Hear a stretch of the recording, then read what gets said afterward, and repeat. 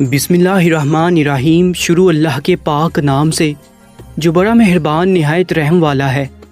دوستو، آپ اس وقت موجود ہیں اردو میڈیکلز پر۔ فضا میں ہر طرف اداسی ہی اداسی چھائی ہوئی تھی، ہر دل غم سے لبریز تھا اور ہر آنکھ پرنم تھی۔ سب لوگ ایک دم خاموش تھے، سب کے دماغ پر بس ایک ہی سوچ حاوی تھی، جسے سوچ سوچ کر سب کا دل بیٹھا جا رہا تھا، کیونکہ کوئی بھی یہ نہیں چاہتا تھا کہ شہاب بھائی ان سے بچھڑیں۔ یہ لمحے بہت کلیف دہ تھے۔ شہاب بھائی کے ساتھ اتنے مہینوں کا سفر، اور وہ بھی اس قدر دل سوز کہ روح کو بھی قرار آ جائے، اور اس کے بعد شہاب بھائی کی سنگت میں چلنا، قدم قدم پر نیکی کا کام کرنا، ہر وقت زبان و دل کو عبادات میں مصروف رکھنا، یہ ساری نعمتیں شہاب بھائی کے دور ہونے کے ساتھ ہی چلی جائیں گی۔ یہ سوچ کر تمام ساتھیوں کے دل اداس تھے۔ تمام ساتھی بس چلتے ہی جا رہے تھے، کوئی بھی کسی سے کوئی بات نہیں کر رہا تھا۔ شہاب بھائی بھی خاموشی سے اپنے سفر کی جانب رواں دواں تھے، اور وہ بھی فضا میں پھیلی اس خاموشی کو سمجھ سکتے تھے۔ تمام ساتھیوں نے ایک بات کا مشاہدہ کیا تھا کہ ان کا ایک ساتھی ابراہیم کافی عجیب و غریب رویہ اپنا رہا تھا، اور کسی کو بھی اس بات کی سمجھ نہیں آ رہی تھی کہ آخر یہ ایسا رویہ کیوں اپنا رہا ہے۔ ایک ساتھی نے اسے پوچھنے کی کوشش بھی کی، لیکن اس نے کوئی خاطر خواہ جواب نہ دیا، اور شہاب بھائی نے بھی اس بات کو محسوس کیا تھا، لیکن انہوں نے بھی ابراہیم کے اس رویے کو نظر انداز کر دیا۔ ابھی ان سب کو سفر کرتے ہوئے کچھ دیر ہی گزری تھی کہ ابراہیم بولا کہ ہم یہاں آرام کر لیتے ہیں کچھ دیر کے لیے۔ تو شہاب بھائی نے کہا کہ ہمیں چلے، ابھی کچھ دیر ہی ہوئی ہے اور ابھی تو ہمیں کافی سفر کرنا ہے۔ لیکن ابراہیم اس بات پر بضد ہو گیا، کہنے لگا نہیں، ہم یہاں آرام کریں گے۔ اس کی بات سن کر شہاب بھائی بھی رک گئے۔ باقی ساتھیوں نے بھی کہا کہ ٹھیک ہے، کچھ دیر یہاں آرام کر لیتے ہیں۔ شہاب بھائی ابراہیم کے قریب گئے اور اسے کہنے لگے کہ کیا تمہاری طبیعت ٹھیک ہے؟ اگر کسی مدد کی ضرورت ہے تو تم بلا جھجک ہم میں سے کسی کو بھی بتا سکتے ہو۔ لیکن ابراہیم نے کوئی جواب نہ دیا اور چپ چاپ سر نیچا کر کے کھڑا رہا۔ شہاب بھائی کو اس کا اس طرح سے سر جھکانا اچھا نہیں لگا۔ شہاب بھائی نے اسے کہا کہ کوئی بات نہیں، تم پریشان نہ ہو، اگر تم چاہتے ہو کہ ہم یہاں کچھ دیر آرام کر لیں تو ہم لوگ ایسا ہی کریں گے۔ اور پھر تھوڑی دیر بعد سب نے ایک موزوں جگہ دیکھ کر وہاں پر قیام کرنے کا ارادہ کیا۔ اسی اثناء میں ابراہیم کے رونے کی زور سے آواز آنے لگی۔ ابراہیم کو روتا دیکھ کر باقی تمام ساتھی گھبرا گئے اور تشویش میں مبتلا ہو گئے، اور سب لوگ ابراہیم کی جانب دوڑے، پوچھنے لگے کہ ابراہیم تمہیں کیا ہوا؟ ابراہیم بلا متواتر روئے ہی جا رہا تھا۔ کسی کو بھی اس بات کا پتہ نہیں تھا کہ آخر ابراہیم کو کیا ہوا ہے۔ اب تو تمام لوگوں کو پریشانی نے آن گھیرا تھا، کیونکہ ابراہیم کچھ بھی نہیں بتا رہا تھا۔ شہاب بھائی ابراہیم کے قریب گئے، اسے اپنے گلے سے لگا لیا۔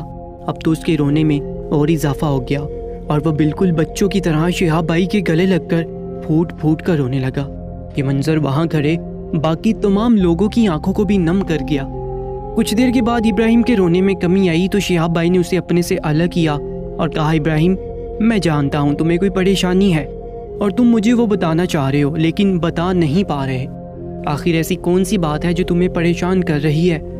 تو ابراہیم کہنے لگا کہ میں آپ کے سفر کے تیسرے دن سے ہی آپ کے ساتھ ہوں۔ آپ کے پاس ہزاروں لوگ آتے اور ملتے چلے جاتے، لیکن میں نے آپ کا ساتھ کبھی نہیں چھوڑا۔ آپ کی حفاظت کرنا، اگر آپ کو کسی چیز کی ضرورت ہوتی تو وہ چیز آپ کے لیے لے کر آتا۔ اب تو مجھے آپ کی عادت ہو گئی تھی، آپ کے ساتھ سفر کرنا، آپ کے ساتھ نماز پڑھنا، نیکی کی بات کرنا، یہ سب مجھے بہت سکون دیتا تھا، اور میں اپنے رب کے بہت قریب آ گیا تھا۔ اب یہ سوچ سوچ کر میرا دل اداس اور پریشان ہے کہ آپ کے بغیر میں یہ عبادات کیسے کروں گا، اور رستے میں اگر آپ کو کسی پریشانی نے آن گھیرا تو میں آپ کے ساتھ نہیں ہوں گا۔ شہاب بھائی مسکرائے، کہنے لگے، ابراہیم تمہاری اس محبت کا بہت شکریہ۔ جب لوٹ کر واپس آؤں گا تو تم سے ضرور ملوں گا، مجھے بہت خوشی ہوگی، اور تم اس بات کی فکر مت کرو کہ اگر مجھے کچھ ہو گیا تو کیا ہو گیا۔ خدا پر بھروسہ رکھو، وہ بہت رحیم و کریم ہے، اس نے مجھے کبھی تنہا نہیں چھوڑا، وہ ہمیشہ ہر حال میں میری مدد کرتا ہے، اور آگے بھی وہ ہمیشہ میرے ساتھ ہے۔ اور تم آرام و سکون سے رہو اور اسی طرح سے دل لگا کر عبادات کرو، خدا کے بندوں کے حقوق کی حفاظت کرو، اور اپنی زبان اور ہاتھ سے کبھی بھی انہیں اذیت مت پہنچانا۔ ابراہیم اور باقی سب نے جب شہاب بھائی کی باتیں سنی تو سب نے اپنے دل میں پختہ ارادہ کیا کہ وہ ان باتوں کو اب تمام عمر یاد رکھیں گے۔ ابراہیم کہنے لگا کہ میں آپ سب لوگوں سے معافی مانگنا چاہتا ہوں۔ آپ لوگوں کو میرا رویہ برا لگا ہوگا، لیکن میں بہت مجبور تھا۔ مجھے کچھ سمجھ نہیں آ رہی تھی کہ میں کیا کروں، اور میری طبیعت میں بہت چڑچڑاپن آ گیا تھا۔ اسی وجہ سے کل سے میں بہت کچھ الٹا سیدھا کر چکا ہوں، اور اگر آپ لوگوں میں سے کسی نے مجھ سے بات کرنے کی کوشش کی تو میں نے اس کے ساتھ بھی بہت تلخ رویہ اختیار کیا، جس کا مجھے بہت افسوس ہے، لیکن میرے دل پر قابو نہیں تھا۔ جب میں یہ سوچتا تھا کہ اب شہاب بھائی ہم سے دور جا رہے ہیں تو میرا دل بہت اداس ہو جاتا، اور پھر میں آپ لوگوں سے طلح کلامی کر جاتا تھا۔ ابھی میں نے آپ لوگوں سے اسی لیے یہاں پر رکنے کی ضد کی تاکہ ہم لوگ کچھ اور وقت شہاب بھائی کی سنگت میں گزار سکیں۔ ابراہیم کی باتیں سن کر سب لوگوں کی آنکھیں نم تھیں اور پوری فضا ہی اداسی میں ڈوبی ہوئی تھی، جیسے ہر چیز شہاب بھائی کے دور جانے سے اداس ہو گئی ہو۔ ان تمام ساتھیوں کا شہاب بھائی کے ساتھ یہ آخری سفر تھا، کیونکہ اس کے بعد پاکستان کا بارڈر شروع ہو جانا تھا اور یہ تمام لوگ ان حدود سے آگے نہیں جا سکتے تھے۔ اب ان کا اور شہاب بھائی کا ساتھ صرف 10 میل کا تھا، جس میں سفر کرنے کے بعد آگے شہاب بھائی نے تنہا سفر کرنا تھا اور ان تمام لوگوں نے اپنے گھروں کو واپس لوٹ جانا تھا۔ کچھ دیر کے بعد تمام لوگ دوبارہ سے اپنی منزل کی جانب چل پڑے، اور پھر وہ مقام بھی آن پہنچا جہاں شہاب بھائی کو اپنے تمام ساتھیوں کو الوداع کہنا تھا۔ شہاب بھائی نے ہندوستان کے تمام ساتھیوں کو الوداع کہا اور سب نے نم آنکھوں سے شہاب بھائی کو خود سے دور جاتے ہوئے دیکھا۔ سب کی آنکھوں میں آنسو تھے۔ شہاب بھائی پاکستان کی حدود میں داخل ہو چکے تھے اور انہوں نے اپنا سفر جاری و ساری رکھا تھا۔ پاکستانی بارڈر پر پاکستانی فوجیوں نے شہاب بھائی کا بہت اچھے سے استقبال کیا۔ بارڈر کراس کر کے جب پاکستان پہنچے تو شہاب بھائی کے استقبال کے لیے آگے ہزاروں لاکھوں لوگ جمع تھے۔ شہاب بھائی نے ان تمام لوگوں کی محبتوں کا شکریہ ادا کیا۔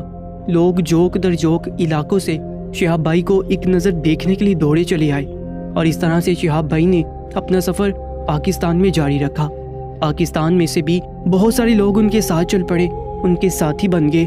پاکستان کے لوگ تو مہمان نوازی میں ویسے ہی بہت مشہور ہیں، اور ہر انسان یہی چاہتا ہے کہ شہاب بھائی ان کے گھر قیام کریں اور وہ ان کی خدمت کی سعادت حاصل کریں، لیکن چونکہ شہاب بھائی کو اپنا سفر بھی جاری رکھنا تھا، اسی وجہ سے جہاں ان کو آرام کی ضرورت پڑتی وہاں وہ قیام کر لیتے تھے۔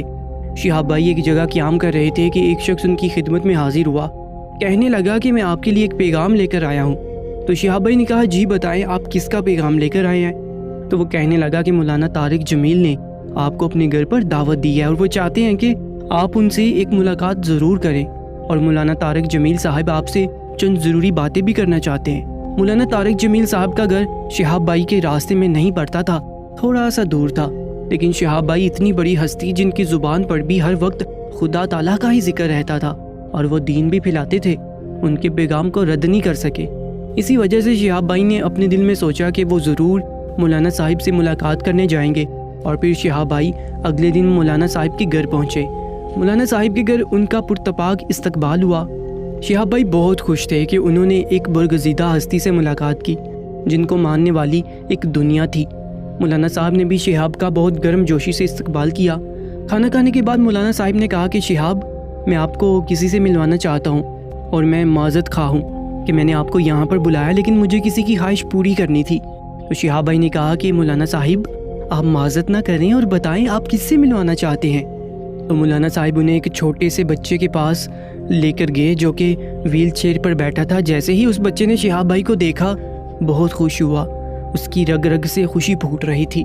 شہاب بھائی نے اس بچے کے ساتھ ملاقات کی تو اس بچے نے بتایا کہ ایکسیڈنٹ میں اس کی دونوں ٹانگیں ضائع ہو گئی ہیں اور اب وہ زندگی میں کبھی بھی چل نہیں سکتا، لیکن جب سے اس نے یہ سنا تھا کہ شہاب بھائی پاکستان سے گزریں گے تو اس کی ایک ہی خواہش تھی کہ کاش وہ شہاب سے مل سکتا، اور اس نے اس خواہش کا اظہار مولانا طارق جمیل سے کیا تھا ان کے ایک اجتماع پر، کیونکہ وہ بچہ پابندی کے ساتھ مولانا صاحب کا اجتماع سنتا تھا۔ مولانا صاحب نے ان سے وعدہ کیا کہ میں تمہاری یہ خواہش ضرور پوری کروں گا، اور اسی وجہ سے مولانا صاحب نے شہاب بھائی کو اپنے گھر پر بلایا۔